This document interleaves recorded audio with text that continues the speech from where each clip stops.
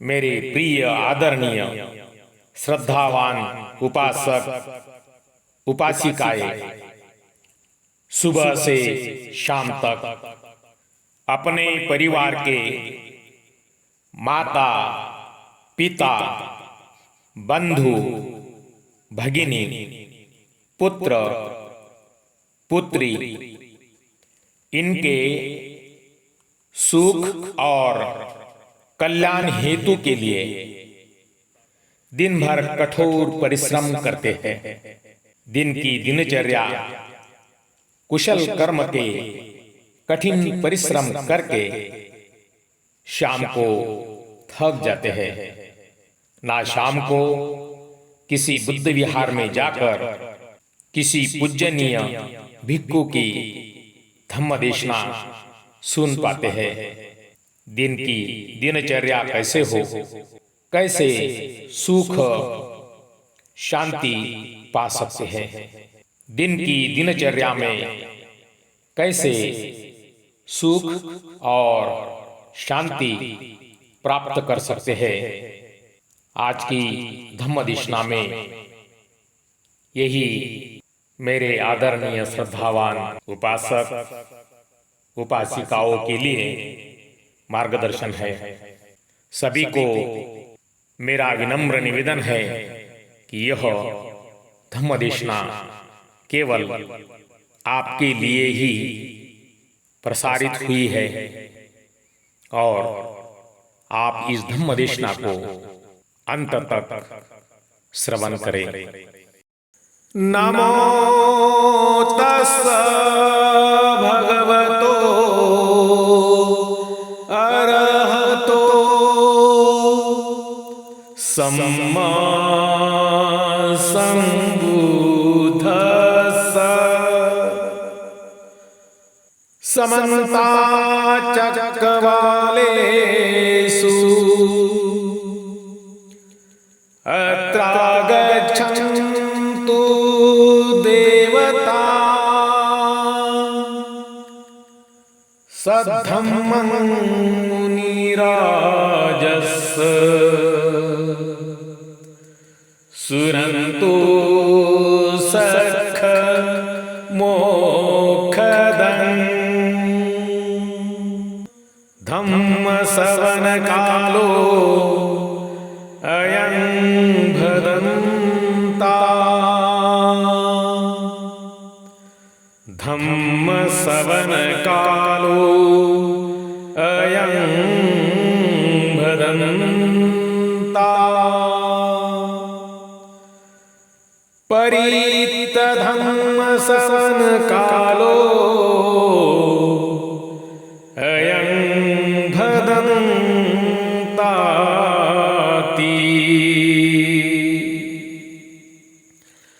नाथी में शरणं अय्यं बुद्धो में शरणं वरम्। एतेन सच्चवज्रेण होतु मे जयमङ्गलम्।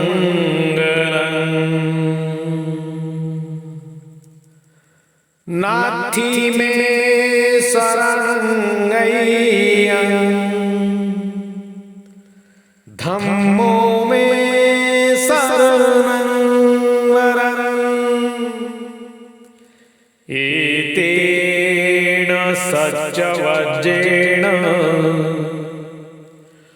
होतु मे जयमङ्गलम्।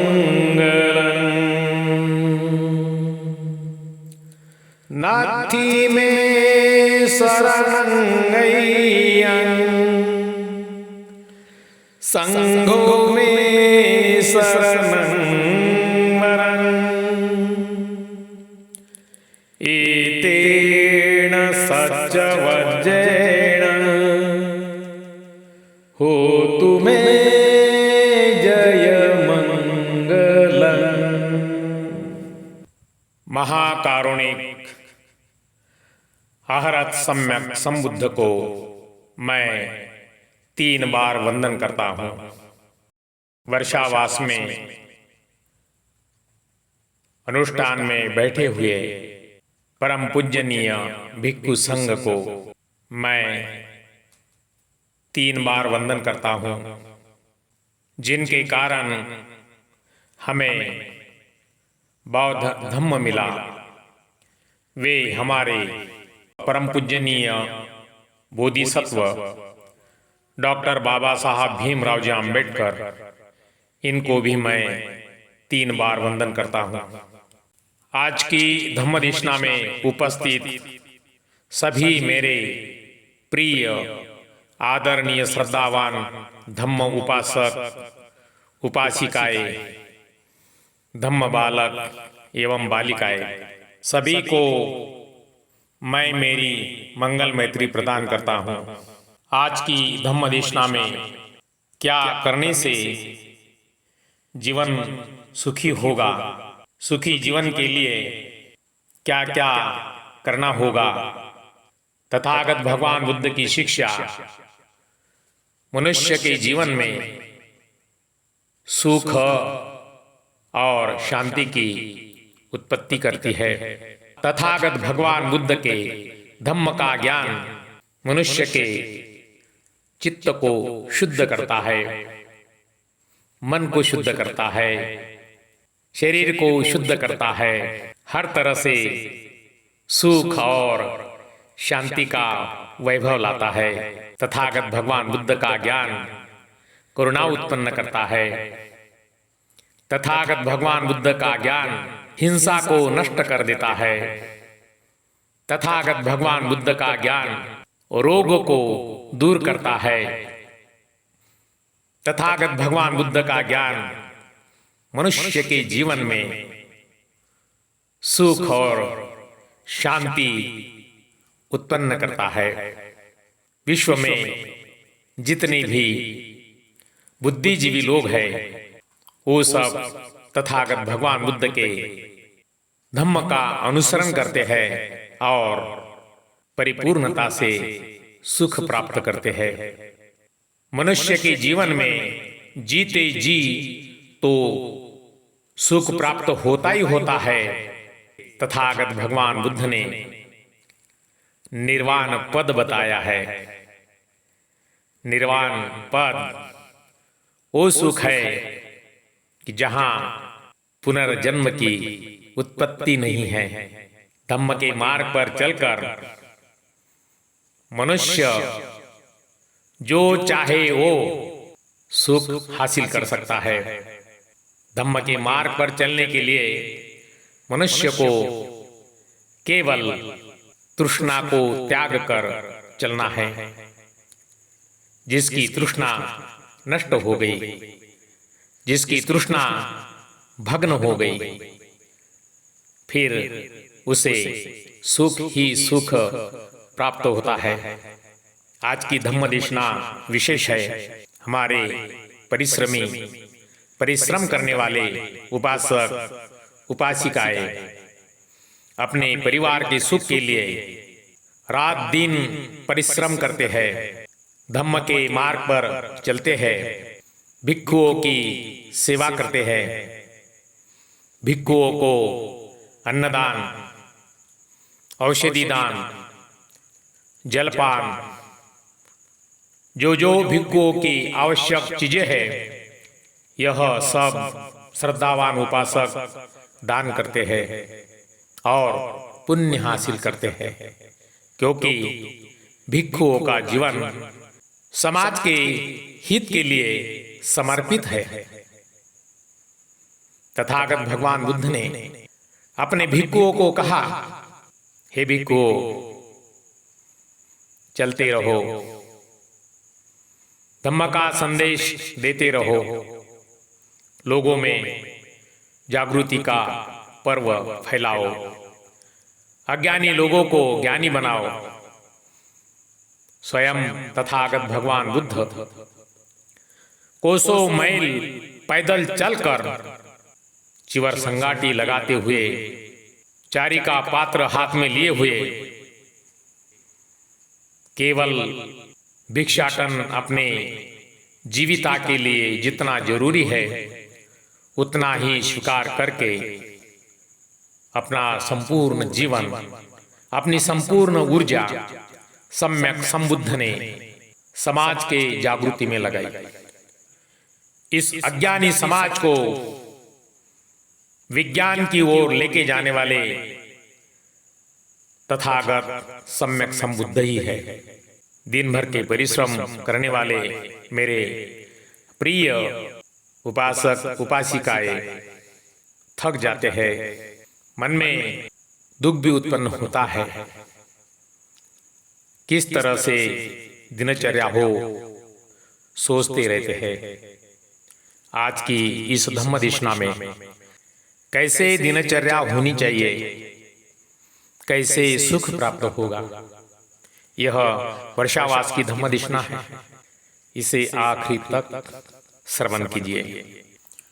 जीवन जीने के लिए कुछ महत्वपूर्ण आवश्यकताएं होती है। सबसे पहली आवश्यकता जो है वो है स्वास्थ्य। शारीरिक और मानसिक स्वास्थ्य जीवन के लिए बहुत महत्वपूर्ण है। परिवार, मित्र और समाज के साथ अच्छे संबंध जीवन को सुखी बनाते हैं। आध्यात्मिकता और स्वयं ज्ञान जीवन को अर्थ और उद्देश्य देते हैं। शिक्षा और ज्ञान जीवन को समृद्ध और विकसित करते हैं। इसके साथ सकारात्मक दृष्टिकोण और आशावाद जीवन को सुखी और आनंदमय बनाता है। सुखी जीवन के लिए एक अच्छी दिनचर्या बहुत महत्वपूर्ण है। जैसे कि प्रातःकालीन ध्यान और योग। दिन की शुरुआत ध्यान और योग से करें, जिससे मानसिक और शारीरिक स्वास्थ्य अच्छा रहे। ध्यान और योग साधना के बाद पौष्टिक नाश्ता करें, जिससे दिन भर ऊर्जा मिले। दिन भर सकारात्मक विचार रखें और नकारात्मक विचारों से दूर रहें। काम और आराम के बीच संतुलन रखें, जिससे तनाव न हो। परिवार और मित्रों के साथ समय बिताएं, जिससे संबंध मजबूत हो। शाम को विश्राम करें और तनाव से दूर रहें। रात को अच्छी नींद लें, जिससे अगले दिन के लिए ऊर्जा मिले। दिनचर्या में कुछ विशेष गतिविधियां शामिल करने से मन आनंदी बन सकता है और सुख प्राप्त हो सकता है। दिन की शुरुआत ध्यान और प्राणायाम से करें, जिससे मन शांत और आनंदी हो।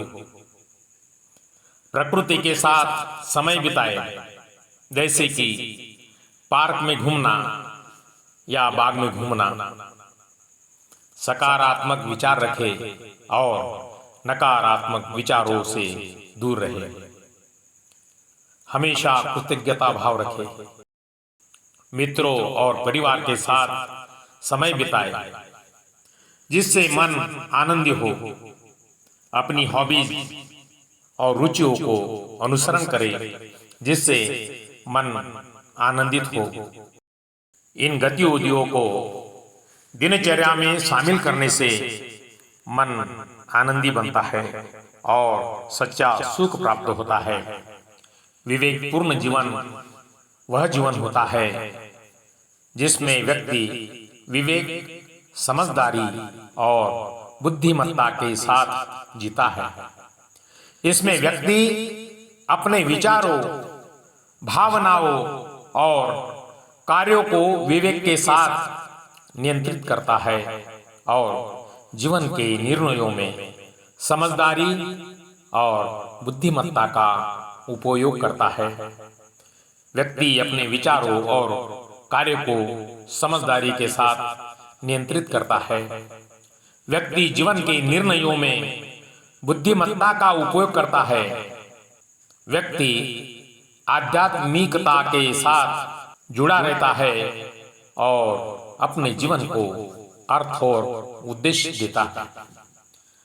व्यक्ति नैतिकता के साथ जीता है और अपने कार्यों को नैतिक मानवीय मूल्यों के अनुसार नियंत्रित करता है। व्यक्ति सकारात्मक दृष्टिकोण रखता है और जीवन के चुनौतियों का सामना करता है। विवेकपूर्ण जीवन जीने से व्यक्ति अपने जीवन को सुखी, आनंदमय और अर्थपूर्ण बनाता है। अच्छे जीवन के लिए ऐसे लोगों की संगत और मित्रता करे जहां जीवन का महत्व ऊंचा हो। हमेशा सकारात्मक सोच वाले लोग आपके जीवन में ऊर्जा और आशावाद लाते हैं। आध्यात्मिक लोग आपके जीवन में अर्थ और उद्देश्य की भावना लाते हैं। नैतिक लोग आपके जीवन में नैतिकता और सदाचार की भावना लाते हैं। आपके जीवन में समझदारी और बुद्धिमत्ता की भावना लाते हैं। सहाय करने वाले लोग आपके जीवन में समर्थन और सहयोग की भावना लाते हैं। ऐसे लोगों की संगत और मित्रता करने से आपके जीवन में सकारात्मक प्रभाव निर्माण होता है और आप अपने जीवन को सुखी, आनंदमय और अर्थपूर्ण बना सकते हैं। जीवन में लोभ करने से कई नुकसान होते हैं, इसलिए कभी लोभ की भावना नहीं रखना, तृष्णा की भावना नहीं रखना।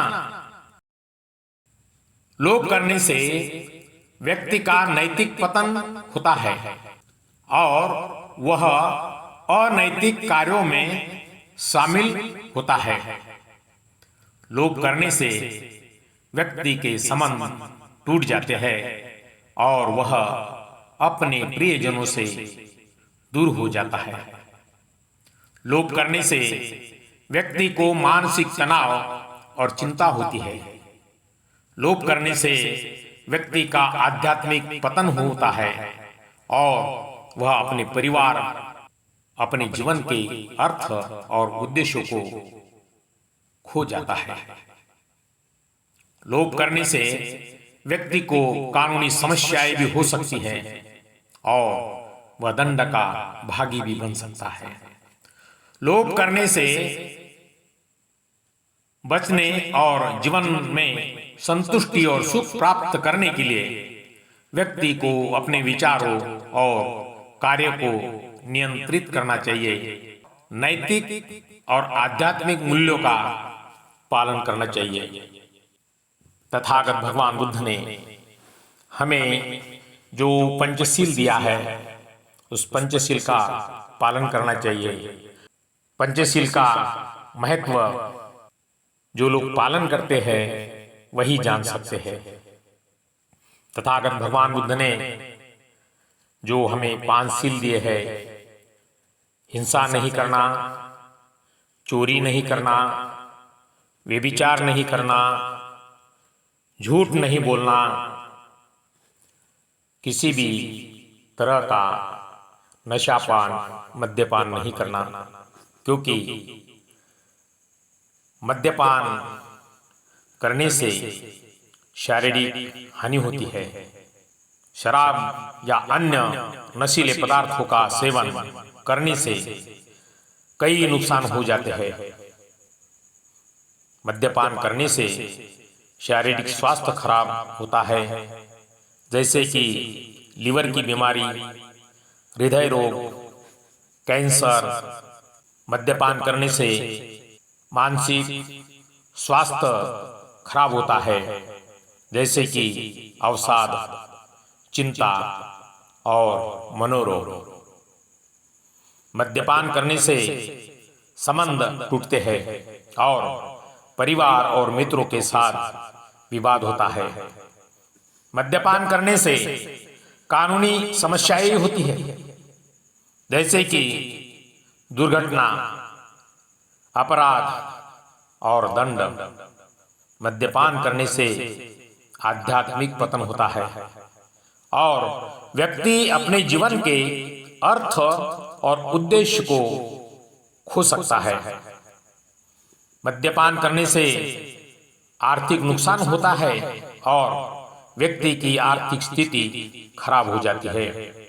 मद्यपान से बचने और जीवन में सुख और संतुष्टि प्राप्त करने के लिए व्यक्ति को अपने विचारों और कार्य को नियंत्रित करना चाहिए और स्वस्थ और सकारात्मक जीवन शैली का पालन करना चाहिए। चोरी, भगवान बुद्ध ने बताया चोरी नहीं करना। चोरी करने से कानूनी समस्या होती है, जैसे कि दंड, जेल और जुर्माना। चोरी करने से नैतिक पतन होता है और व्यक्ति का आत्मसम्मान कम हो जाता है। चोरी करने से संबंध टूटते हैं और परिवार और मित्रों के साथ विवाद होते हैं। चोरी करने से आध्यात्मिक पतन हो सकता है। देखिए, यह सबसे बड़ा पतन है। चोरी करने से आध्यात्मिक पतन होता है और व्यक्ति अपने जीवन के अर्थ और उद्देश्य को खो सकता है। चोरी करने से मानसिक तनाव और चिंता हो सकती है, क्योंकि व्यक्ति को हमेशा पकड़े जाने का डर रहता है। चोरी करने से सामाजिक बदनामी भी होती है और व्यक्ति की समाज में प्रतिष्ठा कम हो जाती है। चोरी से बचने और जीवन में सुख और संतुष्टि प्राप्त करने के लिए व्यक्ति को अपने विचारों और कार्यों को नियंत्रित करना चाहिए और नैतिक और आध्यात्मिक मूल्यों का पालन करना चाहिए। भगवान बुद्ध ने बताया कि हिंसा नहीं करना। पानाति पाता वेरमणि सिक्खापदं समादियामि। प्राणी हिंसा करने से कई प्रकार की हानियां सहनी पड़ती है। पहला, नैतिक पतन। प्राणी हिंसा करने से नैतिक पतन होता है और व्यक्ति का स्वयं का सम्मान कम हो जाता है। प्राणी हिंसा करने से कानूनी समस्याएं होती है, जैसे कि दंड, जेल और जुर्माना। प्राणी हिंसा करने से आध्यात्मिक पतन हो सकता है और व्यक्ति अपने जीवन के अर्थ और उद्देश्य को खो सकता है। प्राणी हिंसा करने से कर्म का प्रभाव हो सकता है, जिससे व्यक्ति को भविष्य में दुख और कष्ट का सामना करना पड़ सकता है। प्राणी हिंसा करने से समाज में बदनामी भी होती है और व्यक्ति की समाज में प्रतिष्ठा कम हो जाती है। प्राणी हिंसा करने से प्राणियों के प्रति दया की कमी होती है और व्यक्ति की संवेदनशीलता भी कम हो जाती है। प्राणी हिंसा से बचने और जीवन में सुख और संतुष्टि प्राप्त करने के लिए व्यक्ति को अपने विचारों और कार्यों को नियंत्रित करना चाहिए और नैतिक और आध्यात्मिक मूल्यों का पालन करना चाहिए। तथागत भगवान बुद्ध ने हमें जो तीसरा शील दिया है, कामे सुमिच्छाचारा वेरमणि सिक्खापदं समादियामि, यानी ब्रह्मचर्य का पालन करना है, व्यभिचार नहीं करना है। ब्रह्मचर्य का पालन करने से वास्तव में अनेकों लाभ होते हैं, नुकसान नहीं। ब्रह्मचर्य का पालन करने से व्यक्ति को शारीरिक, मानसिक और आध्यात्मिक लाभ होते हैं। ब्रह्मचर्य का पालन करने से शारीरिक स्वास्थ्य अच्छा रहता है और व्यक्ति को कई बीमारियों से बचाया जा सकता है। ब्रह्मचर्य का पालन करने से मानसिक शांति और स्थिरता प्राप्त होती है। ब्रह्मचर्य का पालन करने से आध्यात्मिक विकास होता है और व्यक्ति अपने जीवन के अर्थ और उद्देश्य को समझ सकता है। ब्रह्मचर्य का पालन करने से व्यक्ति को संयम और स्वयं नियंत्रण की शक्ति प्राप्त होती है। ब्रह्मचर्य का पालन करने से व्यक्ति को सुख और संतुष्टि प्राप्त होती है। इसलिए ब्रह्मचर्य का पालन करने से नुकसान नहीं बल्कि लाभ ही होता है। तथागत भगवान बुद्ध ने ये जो हमें ब्रह्मचर्य का शील दिया है, ये मनुष्य के हित के लिए है। फिर भगवान बुद्ध ने मनुष्य के हित के लिए, मनुष्य के सुख के लिए जो चौथा शील दिया है वो है झूठ नहीं बोलना।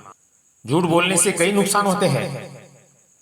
पहला नुकसान, झूठ बोलने से नैतिक पतन होता है और व्यक्ति का सम्मान कम होता है। झूठ बोलने से संबंध टूट जाते हैं और परिवार और मित्रों के साथ वाद विवाद होते हैं। झूठ बोलने से विश्वास की कमी हो सकती है और व्यक्ति को दूसरों का विश्वास खोना पड़ सकता है। झूठ बोलने से मानसिक तनाव और चिंता हो सकती है, क्योंकि व्यक्ति को हमेशा अपने झूठ को छिपाने का डर रहता है। झूठ बोलने से कानूनी समस्याएं भी हो सकती है, जैसे कि अदालत में झूठ बोलने पर दंड। झूठ बोलने से आध्यात्मिक पतन हो सकता है और व्यक्ति अपने जीवन के अर्थ और उद्देश्य को खो सकता है। इसलिए झूठ बोलने से बचना है। झूठ बोलने से बचने और जीवन में सुख और संतुष्टि प्राप्त करने के लिए व्यक्ति को अपने विचारों और कार्यों को नियंत्रित रखना चाहिए और सत्य और नैतिक मूल्यों का पालन करना चाहिए। पंचशील का पालन करने से व्यक्ति का जीवन नैतिक और सदाचारी बनता है। पंचशील का पालन करने से मानसिक शांति और स्थिरता प्राप्त होती है। पंचशील का पालन करने से आध्यात्मिक विकास होता है और व्यक्ति अपने जीवन के अर्थ उद्देश्य को समझ सकता है। पंचशील का पालन करने से संबंधों में सुधार होता है और व्यक्ति को परिवार और मित्रों के साथ संबंध मजबूत होते हैं। पंचशील का पालन करने से व्यक्ति को सुख और संतुष्टि प्राप्त होती है। जैसे तथागत ने हमें जो पंचशील दिया है उसमें पहला शील है पानाति पाता वेरमणि सिक्खापदं समादियामि। हत्या नहीं करना। अदिन्न दाना वेरमणि सिक्खापदं समादियामि। चोरी न करना। कामेषु मिच्छाचारा वेरमणि सिक्खापदं समादियामि। व्यभिचार न करना। मुसावादा वेरमणि सिक्खापदं समादियामि। झूठ न बोलना।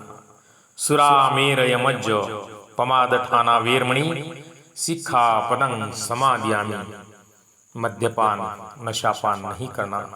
पंचशील का पालन करने से व्यक्ति का जीवन सुखी और अर्थपूर्ण बनता है। तथागत भगवान बुद्ध का ज्ञान मनुष्य जीवन के लिए अत्यधिक लाभदायक है। तथागत भगवान बुद्ध के ज्ञान से मनुष्य को अनंत लाभ होते हैं। दुख से मुक्ति। भगवान बुद्ध के ज्ञान से मनुष्य दुख, पीड़ा और क्लेश से मुक्ति पाता है। तथागत भगवान बुद्ध के ज्ञान से मनुष्य का आध्यात्मिक विकास होता है और वह अपने जीवन के अर्थ और उद्देश्य को समझ सकता है। तथागत भगवान बुद्ध के ज्ञान से मनुष्य का जीवन नैतिक और सदाचारी बनता है। तथागत भगवान बुद्ध के ज्ञान से मनुष्य को मानसिक शांति और स्थिरता प्राप्त होती है। तथागत भगवान बुद्ध का ज्ञान अनमोल है। तथागत भगवान बुद्ध के ज्ञान से मनुष्य वास्तविकता को समझ सकता है और जीवन के सत्य को पहचानता है। इतना ही नहीं, तथागत भगवान बुद्ध के ज्ञान से मनुष्य निर्वाण की प्राप्ति कर सकता है, जो परम सुख और शांति की अवस्था है। तथागत भगवान बुद्ध का ज्ञान मनुष्य जीवन के लिए एक अमूल्य उपहार है, जो मनुष्य को सुख, शांति और आध्यात्मिक विकास की ओर ले जाता है। भगवान बुद्ध के विचारों को समझने और अपने जीवन में लागू करने के लिए ध्यान और मेडिटेशन का अभ्यास करना आवश्यक है। तथागत भगवान बुद्ध के 4 आर्य सत्य, दुख, दुख का कारण, दुख का नाश और दुख के नाश का मार्ग को समझे। तथागत भगवान बुद्ध के आर्य अष्टांगिक मार्ग जैसे सम्यक दृष्टि, सम्यक संकल्प, सम्यक वाणी, सम्यक कर्म, सम्यक जीवन, सम्यक प्रयास, सम्यक स्मृति और सम्यक समाधि का पालन करें। तथागत भगवान बुद्ध के नैतिक शिक्षाओं का पालन करें और अपने जीवन को नैतिक और सदाचारी बनाएं। तथागत भगवान बुद्ध की शिक्षाओं के अनुसार करुणा और मैत्री का अभ्यास करें और सभी प्राणियों के प्रति दया और प्रेम का भाव रखें। भगवान बुद्ध के विचारों को समझने और अपने जीवन में लागू करने के लिए प्रज्ञा का विकास करें। इन तरीकों का पालन करके आप भगवान बुद्ध के विचारों को अपने जीवन में लागू कर सकते हैं और परम सुख, परम शांति और परम आध्यात्मिक विकास की ओर बढ़ सकते हैं। ध्यान और मेडिटेशन का अभ्यास करके अपने मन को शांत और स्थिर कर सकते हैं, जिससे प्रज्ञा का विकास होता है। तथागत भगवान बुद्ध की शिक्षाओं और अन्य आध्यात्मिक ग्रंथों का अध्ययन करके ज्ञान प्राप्त कर सकते हैं और प्रज्ञा का विकास कर सकते हैं। अपने विचारों और अनुभवों पर चिंतन करके प्रज्ञा का विकास करें। नैतिक जीवन जीने से प्रज्ञा का विकास होता है, क्योंकि नैतिक जीवन जीने से मन में शांति और स्थिरता प्राप्त होती है। करुणा और मैत्री का अभ्यास करके प्रज्ञा का विकास होता है, क्योंकि करुणा और मैत्री से मन में शांति और स्थिरता प्राप्त होती है। पूज्यनीय भिक्षु की सहायता लेकर प्रज्ञा का विकास करें, क्योंकि भिक्षु प्रज्ञा के मार्ग में मार्गदर्शन करते हैं। प्रज्ञा प्राप्त करने से आप जीवन के सत्य को समझेंगे, दुख और पीड़ा से मुक्त हो जाओगे और सुख और शांति की अवस्था में पहुंच जाओगे। वर्षावास के काल में तथागत भगवान बुद्ध के ग्रंथों का अध्ययन करना बहुत ही मंगलदायी माना जाता है। इस समय में आप बौद्ध ग्रंथों का, बौद्ध साहित्य का अध्ययन करें। जैसे धम्मपद, यह भगवान बुद्ध के उपदेशों का संग्रह है, जो जीवन के सत्य और नैतिकता के बारे में बताता है। त्रिपिटक है, यह बौद्ध धर्म का सबसे महत्वपूर्ण ग्रंथ है, जिसमें तथागत भगवान बुद्ध के उपदेशों और शिक्षाओं का संग्रह है। जातक कथाएं भी है। बौद्ध साहित्य में तथागत भगवान बुद्ध के पूर्व जन्मों की कथा, जो उनकी करुणा और मैत्री की भावना को दर्शाती है। परम पूज्यनीय बोधिसत्व डॉक्टर बाबा साहब भीमराव जी आम्बेडकर, इन्होंने जो 22 प्रतिज्ञाएं हमें दी है, उस 22 प्रतिज्ञाओं को स्मरण करें। तथागत भगवान बुद्ध और उनका धम्म का पठन करें। यह बोधिसत्व परम पूज्यनीय डॉक्टर बाबा साहब भीमराव जी आम्बेडकर द्वारा लिखित एक बहुत ही महत्वपूर्ण धम्म ग्रंथ है, जो तथागत भगवान बुद्ध की शिक्षाओं और बौद्ध धर्म के मूल सिद्धांतों को समझाने में मदद करता है। इन ग्रंथों का अध्ययन करके आप तथागत भगवान बुद्ध की शिक्षाओं को समझ सकते हैं। जीवन में सफल होने के लिए और जीवन में करुणा और मैत्री का अभ्यास करके आप अपने जीवन में परम आनंद, परम सुख और परम शांति प्राप्त कर सकते हैं। ध्यान और मेडिटेशन का अभ्यास करके आप अपने मन को शांत और स्थिर कर सकते हैं और परम आनंद, परम सुख और परम शांति प्राप्त कर सकते हैं। प्रज्ञा का विकास करके आप अपने जीवन के सत्य को समझ सकते हैं। तथागत भगवान बुद्ध का धम्म का आचरण करके आप अपने जीवन में परम आनंद, परम सुख और परम शांति प्राप्त कर सकते हैं और अपने स्वयं के जीवन को सफल बना सकते हैं। धम्म का अनुसरण करके परिवार में सुख और शांति प्राप्त करने के लिए परिवार के सभी सदस्यों को नैतिक जीवन जीने के लिए प्रेरित करें, जिससे परिवार में सुख और शांति प्राप्त हो।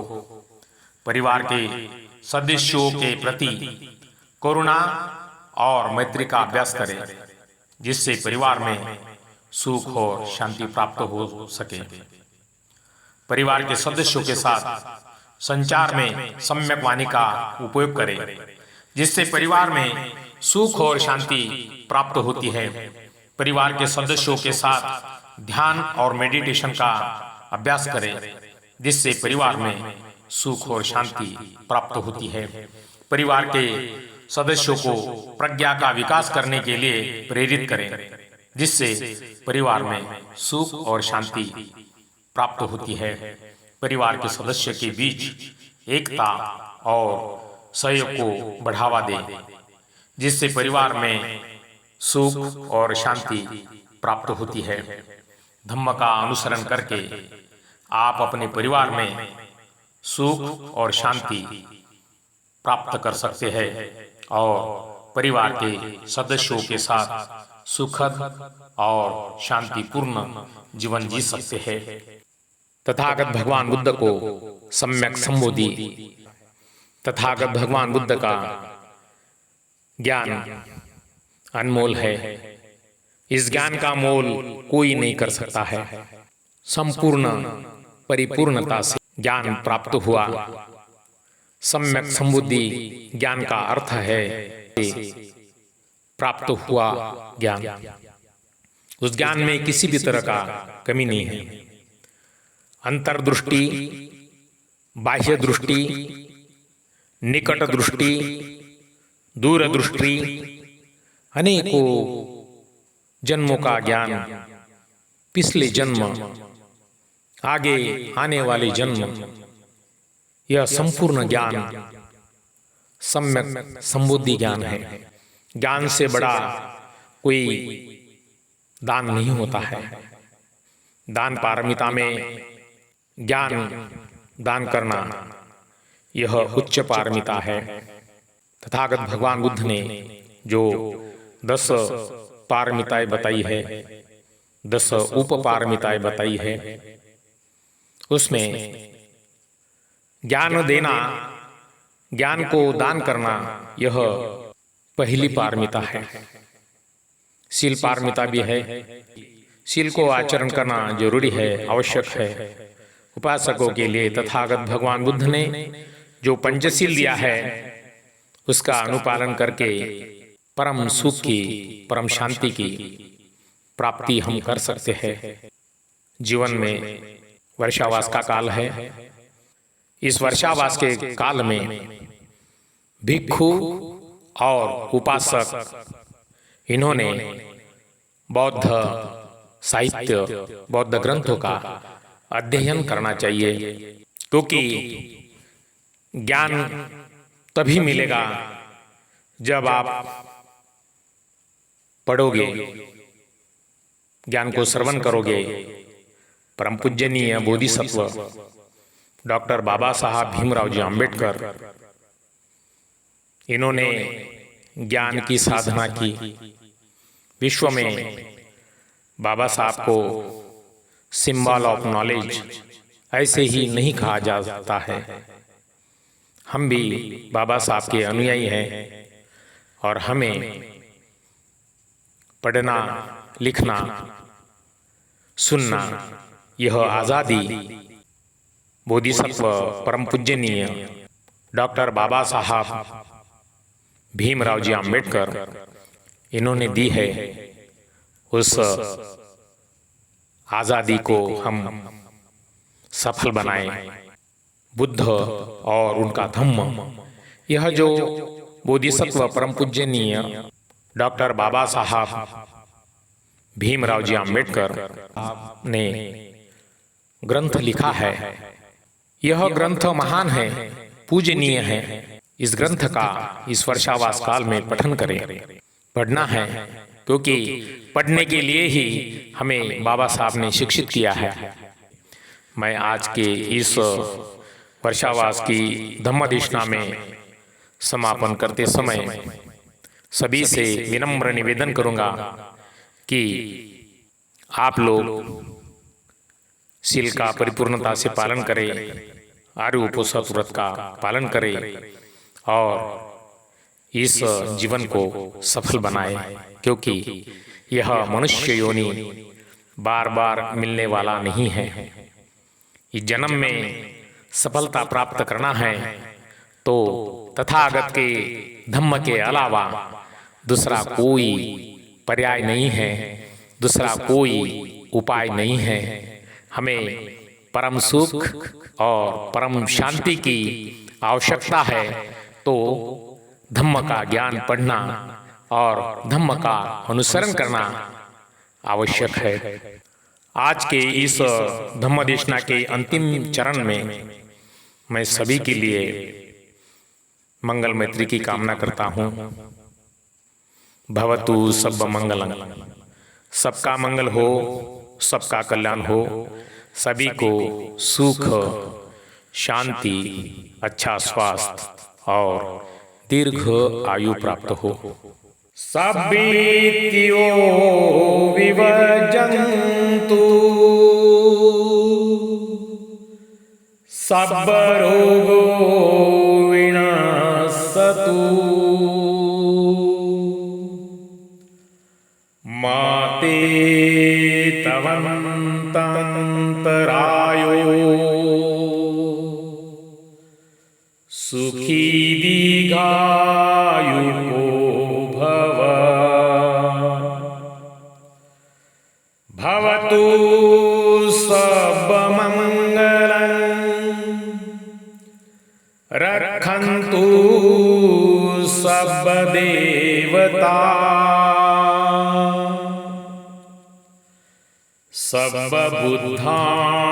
सर्वबुद्धानुभावेन सदा सोति भवन्तु ते। भवतु सर्वमङ्गलं रक्षन्तु सर्वदेवता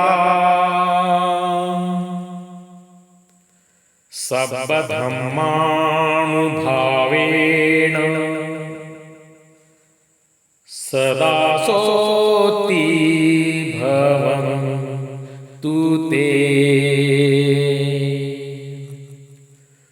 भवतु सर्वमङ्गलं रक्षन्तु सर्वदेवता सर्वसङ्घानुभावेन सदा सोति भवन्तु